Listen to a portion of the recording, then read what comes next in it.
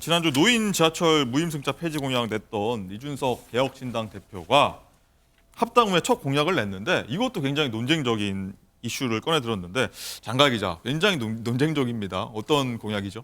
여성도 군대에 가라는 겁니다.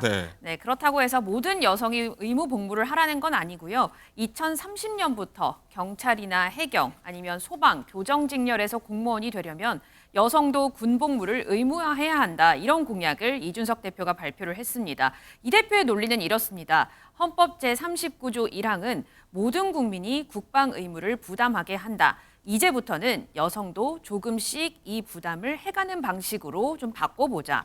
이준석 대표는 현재 병력 부족에 윤석열 정부는 120kg의 고도비만자도 징집을 해서 휴전선에서 철책에 세우겠다는 방식으로 궁여지책을 쓰려고 한다면서 개혁신당은 표가 떨어지더라도 이 같은 공약을 내겠다고 했는데요. 이준석 대표의 목소리 그리고 비판의 목소리까지 함께 들어보시죠.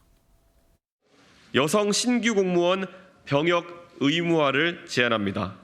지금까지 대한민국 시민의 절반가량, 즉 한쪽 성별만 부담했던 병역을 나머지 절반이 조금씩 더 부담해 나가는 방식으로 전환할 것을 제안합니다. 우선 여성 희망 복무제를 통해 징병이 대상이 아닌 여성이 지원을 통해서 장교나 부사관과 같은 간부가 아닌 일반 병사로 근무할 수 있게 하겠습니다.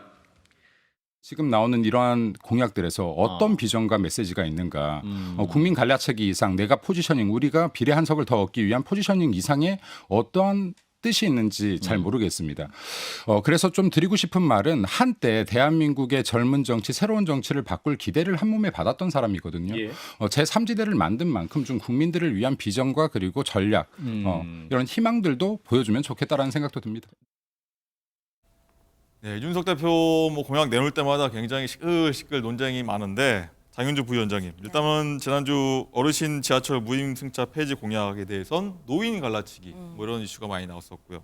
이번엔 또 갈라치기 이슈가 또 나온 거다 이런 비판들, 지적들이 있는데 이준석 대표가 20대 남성, 이른바 2대남 표심만 좀 누린 거 아니냐 이런 분석들도 나오고 있어요. 어떻게 보십니까? 그렇죠. 일단 좀 두 가지 측면에서 봐야 될 것 같습니다. 이준석 대표가 노리고 있는 타겟은 정말 분명한 것 같은데요. 특히 본인이 이제 국민의힘의 이제 전직 대표였던 시절에도 2대남 표심만큼은, 그리고 그 국민의힘 내부에서의 2대남의 지지층만큼은 본인의 지분이라고 지금도 생각하고 있는 것 같습니다. 그렇기 때문에 확실한 이른바 갈라치기를 통해서 국민의힘, 특히 이제 보수 세력에 있는 젊은 남성들의 표만큼은 본인이 가져오겠다라는 확실한 전략이 좀 있는 것 같고요. 또 한 가지는 이로 인해서 제3지대 빅텐트가 점점 멀어지는 것이 아닌가라는 분석을 할 수밖에 없습니다. 사실 이런 무임승차 폐지라든지 아니면 남녀 또 갈라치기 이슈들이 지금 나오게 된다라고 한다면 또 상대적으로 이낙연 전 대표나 그리고 원칙과 상식의 의원들이 지금 하고 있는 개혁 미래당 측에 계시는 분들 입장에서는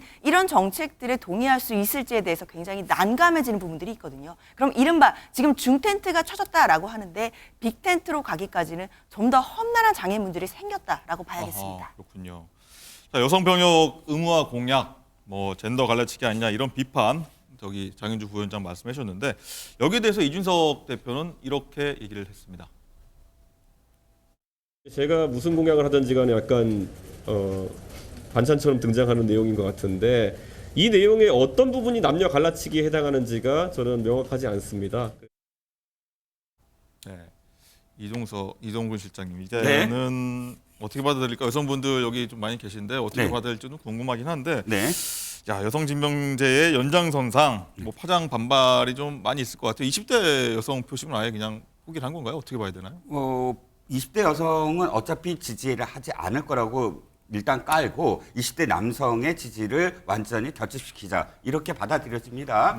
자, 지하철 무임승차와 이 문제, 그러니까 여성의 국방 의무와 관련된 문제가 어떤 문제냐면 핵심적인 부분은 사실은 공론화돼야 될 부분이 있어요. 국방 인력 감소 분명히 그 문제가 있습니다. 그다음에 지하철 지금 적자 문제가 있습니다. 하지만 푸는 방식 자체가 공격적이라는 거예요. 이런 갈등은 설득을 통해서 서로 간에 양보가 필요한 부분인데, 당신네들 필요 없어. 당신네들은 이렇게 하면 안 돼. 라는 식으로 아예 절연시키겠다라는 문제거든요. 예를 들어서 지하철 문제 한 말씀을 드리면 그 경마공원역이 뭐 가장 많다고요. 이것도 굉장히 잘못된 얘기예요. 노인분들이 거기서 많이 내린다. 어르신들을 전부 다 도박하는 사람처럼 하잖아요. 근데 이 예 자체가 잘못된 게 지하철역에서 가장 노인들의 어떤 무임승차 비율이나 혹은 인원이 많은 역이 어느 역이냐면 종로 3가예요.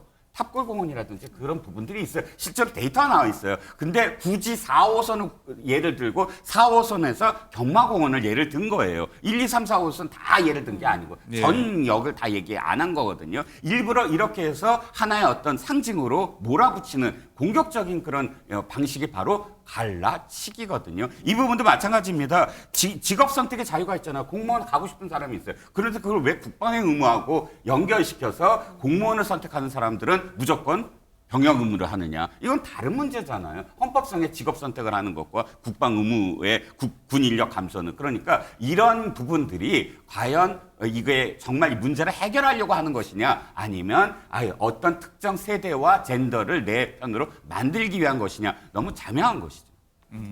일각에서 이런 얘기도 합니다. 제3지대가 이제 좀 알리려면 이런 공격적인 마케팅이 필요한 거 아니냐, 이런 뭐 얘기도 하는데, 장윤주 부위원장 어떻게 보십니까? 이 이슈몰이는 성공했다고 보십니까? 그렇죠. 일단 오늘 아침 방송에서도 다루고 있는 걸 보니까 이슈몰이는 정말 성공한 것 같습니다. 그런데 그 이슈몰이가 과연 긍정적이겠느냐라고 본다면 저는 좀 물음표를 쳐지는데요. 이른바 노이즈 마케팅의 한 일환이라고 볼 수도 있겠습니다.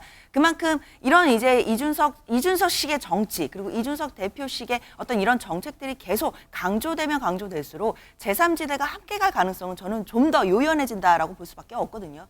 저는 가장 당황하고 계실 분들이 이낙연 전 대표 측이 아닐까라는 네. 생각이 듭니다. 과연 저런 이야기를 하고 있는 이준석 대표와 함께 갈 수 있느냐라는 얘기가 내부에서도 나올 거라는 생각이 들거든요. 그렇기 때문에 이준석 대표가 이런 식의 노이즈 마케팅 그리고 이슈 파이팅을 하면 할수록 제3지대가 다 같이 함께 할 가능성은 점점 멀어진다라고 볼 수밖에 없습니다. 알겠습니다.